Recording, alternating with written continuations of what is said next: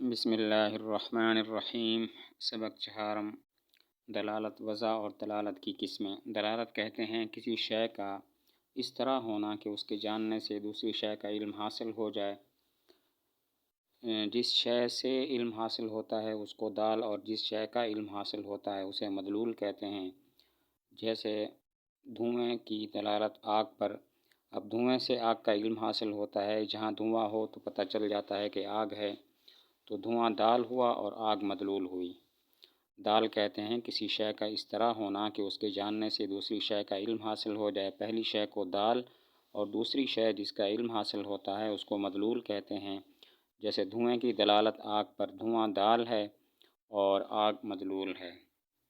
اس کے بعد وضع کہتے ہیں کسی شے کا ایک شے کو دوسری شے کے ساتھ اس طرح خاص کر دینا کہ جب پہلی شے بولی یا محسوس کی جائے تو دوسری شے سمجھ میں آ جائے۔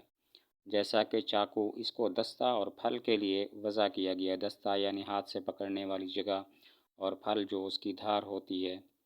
چاقو، اس کو دستہ اور پھل کے لیے وضع کیا گیا ہے۔ جب بھی چاقو بولا جائے تو اس سے دستہ اور پھل سمجھ میں آ جاتا ہے۔ وضع کہتے ہیں ایک شے کو دوسری شے کے ساتھ اس طرح خاص کر دینا کہ جب پہلی شے بولی یا محسوس کی جائے تو دوسری شے سمجھ میں آ جائے۔ جیسا کہ چاقو، اس کو دستہ اور پھل کے لیے وضع کیا گیا ہے۔ جب بھی لفظ چاقو بولا جائے تو اس سے دستہ اور پھل سمجھ میں آ جاتا ہے۔ اس کے بعد دلالت کی قسمیں ہیں۔ دلالت کی دو قسمیں، دلالت لفظیہ، دلالت غیر لفظیہ۔ دلالت لفظیہ یہ ہے کہ دال لفظ ہو، جیسے زید کی دلالت ذات زید پر، اور دلالت غیر لفظیہ یہ ہے کہ دال لفظ نہ ہو، جیسے دھوئیں کی دلالت آگ پر۔ دلالت کی دو قسمیں ہیں، دلالت لفظیہ اور دلالت غیر لفظیہ۔ دلالت لفظیہ کہتے ہیں کہ جس میں دال لفظ ہو، جیسے کہ زید کی دلالت ذات زید پر، اور دلالت غیر لفظیہ یہ ہے کہ دال لفظ نہ ہو، جیسے دھوئیں کی دلالت آگ پر۔ پھر ان میں سے ہر ایک کی تین قسمیں ہیں، وضعیہ، طبعیہ اور عقلیہ۔ چنانچہ دلالت لفظیہ کی تین قسمیں یہ ہیں، دلالت لفظیہ وضعیہ، دلالت لفظیہ طبعیہ اور دلالت لفظیہ عقلیہ۔ دلالت لفظیہ وضعیہ یہ ہے کہ دال لفظ ہو اور دلالت بوجہ وضع کے ہو، جیسے زید کی دلالت ذات زید پر۔ تو زید لفظ ہے اور اس کی ذات زید پر جو دلالت ہے وہ وضع کی وجہ سے ہے، مقرر کرنے کی وجہ سے ہے۔ دلالت لفظیہ وضعیہ یہ ہے کہ دال لفظ ہو اور دلالت بوجہ وضع کے ہو، جیسے زید کی دلالت ذات زید پر۔ تو زید ایک تو لفظ ہے اور دوسرا ذات زید پر جو دلالت کرتا ہے یہ وضع کی وجہ سے ہے، مقرر کرنے کی وجہ سے ہے۔ دلالت لفظیہ طبعیہ یہ ہے کہ دال لفظ ہو اور دلالت بوجہ طبیعت کے تقاضے کے ہو، جیسے کی دلالت سینے کے درد پر۔ تو ایک لفظ ہے جو دلالت کرتا ہے کہ سینے کا درد ہے، رنج اور غم ہے، اور یہ دلالت بوجہ طبیعت کے ہے، یعنی طبیعت تقاضا کرتی ہے اس لفظ کے تلفظ کرنے کو۔ دلالت لفظیہ طبعیہ یہ ہے کہ دال لفظ ہو اور دلالت بوجہ طبیعت کے تقاضے کے ہو، جیسے کی دلالت رنج و غم پر، سینے کے درد پر۔ تو ایک تو لفظ ہے، اور دوسرا یہ جو دلالت رنج و صدمہ پر کرتا ہے تو یہ طبیعت کے تقاضے کی وجہ سے ہے۔ دلالت لفظیہ عقلیہ یہ ہے کہ دال لفظ ہو اور دلالت بوجہ عقل کے ہو، جیسے لفظ دیز جو دیوار کے پیچھے سے سنائی دے، اس کی دلالت بولنے والے کے وجود پر۔ دلالت لفظیہ عقلیہ یہ ہے کہ دال لفظ ہو اور دلالت بوجہ طبیعت کے تقاضے کے ہو، جیسے لفظ دیز جو دیوار کے پیچھے سے سنائی دے، اس کی دلالت بولنے والے کے وجود پر۔ تو دیز ایک تو لفظ ہے، اور یہ جو دلالت کرتا ہے کہ دیوار کے پیچھے کوئی موجود ہے تو یہ دلالت بوجہ عقل کے ہے۔ دلالت غیر لفظیہ کی بھی تین قسمیں ہیں، غیر لفظیہ وضعیہ، غیر لفظیہ طبعیہ اور غیر لفظیہ عقلیہ۔ دلالت غیر لفظیہ وضعیہ یہ ہے کہ دال غیر لفظ ہو اور دلالت بوجہ وضع کے ہو، جیسے لکھے ہوئے نقوش کی دلالت حروف پر۔ یہ جو نقش ہوتے ہیں جو حروف پر دلالت کرتے ہیں، ایک تو یہ لفظ نہیں ہے، اور دوسرا یہ جو نقوش حروف پر دلالت کرتے ہیں یہ دلالت بوجہ وضع کے ہے۔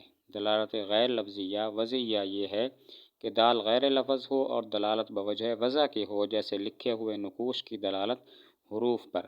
ایک تو یہ لفظ نہیں ہیں، نقوش ہیں، نقش ہیں، اور دوسرا یہ وضع کی وجہ سے تقاضا دلالت کرتے ہیں اس بات پر کہ ان سے مراد حروف ہوتے ہیں۔ دلالت غیر لفظیہ طبعیہ یہ ہے دال لفظ نہ ہو اور دلالت بوجہ طبیعت کے تقاضے کے ہو، جیسے گھوڑے کا ہنہنانا، یہ دلالت کرتا ہے گھاس دانے کی طلب پر۔ غیر لفظیہ طبعیہ یہ ہے کہ دال غیر لفظ ہو اور دلالت بوجہ طبیعت کے تقاضے کے ہو، جیسے گھوڑے کا ہنہنانا، یہ دلالت کرتا ہے گھاس دانے کی طلب پر۔ تو گھوڑے کا ہنہنانا ایک تو یہ غیر لفظ ہے، اور دوسرا جو ہمیں معلوم ہوتا ہے کہ یہ بھوکا ہے، گھاس دانا مانگتا ہے، تو پھر یہ دلالت اس کی طبیعت کے تقاضے کی وجہ سے ہے۔ دلالت غیر لفظیہ عقلیہ یہ ہے کہ دال لفظ نہ ہو اور دلالت بوجہ عقل کے ہو، جیسے دھوئیں کی دلالت آگ پر۔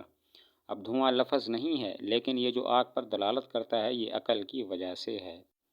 غیر لفظیہ عقلیہ یہ ہے کہ دال لفظ نہ ہو اور دلالت بوجہ عقل کے ہو، جیسے دھوئیں کی دلالت آگ پر، تو دھواں لفظ نہیں ہے اور یہ جو آگ پر دلالت کرتا ہے یہ بوجہ عقل کے ہے۔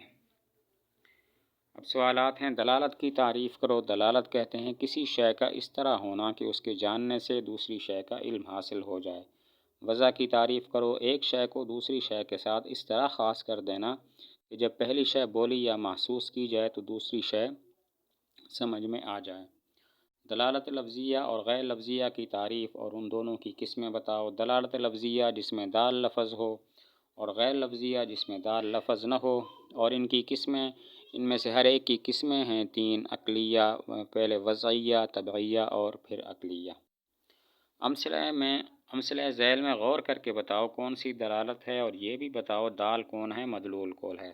سر کا ہلانا ہاں یا نہیں، تو ایک تو یہ دلالت ہے غیر لفظیہ اور عقلیہ، اور سر کا ہلانا دال ہے اور ہاں یا نہیں یہ مدلول ہے۔ سرخ جھنڈی ریل کا ٹھہرانا، سرخ جھنڈی ریل کا ٹھہرانا غیر لفظیہ وضعیہ ہے۔ وضع کیا گیا ہے کہ سرخ جھنڈی جب نظر آئے تو ٹرین کو روک دیا جائے، تو سرخ جھنڈی یہ دال ہے اور ریل کا ٹھہرانا یہ مدلول ہے۔ تار کے کھٹکے کی آواز، تار کا مضمون، یہ دلالت غیر لفظیہ وضعیہ ہے، اس میں لفظ نہیں ہوتا اور وضع کیا گیا ہے تار کے کھٹکے کی آواز کو تار کے مضمون کے لیے، تو تار کے کھٹکے کی آواز یہ دال ہے اور تار کا مضمون یہ مدلول ہے۔ لفظ، قلم، تختی، مدرسہ، زید، انسان، یہ سب دال ہیں، یہ اپنے اپنے مدلولات پر دلالت کرتے ہیں اور یہ دلالت لفظیہ وضعیہ ہے۔ دھوپ یہ آفتاب پر دلالت کرتا ہے اور یہ دلالت غیر لفظیہ عقلیہ ہے۔ دھوپ دال ہے اور آفتاب مدلول ہے۔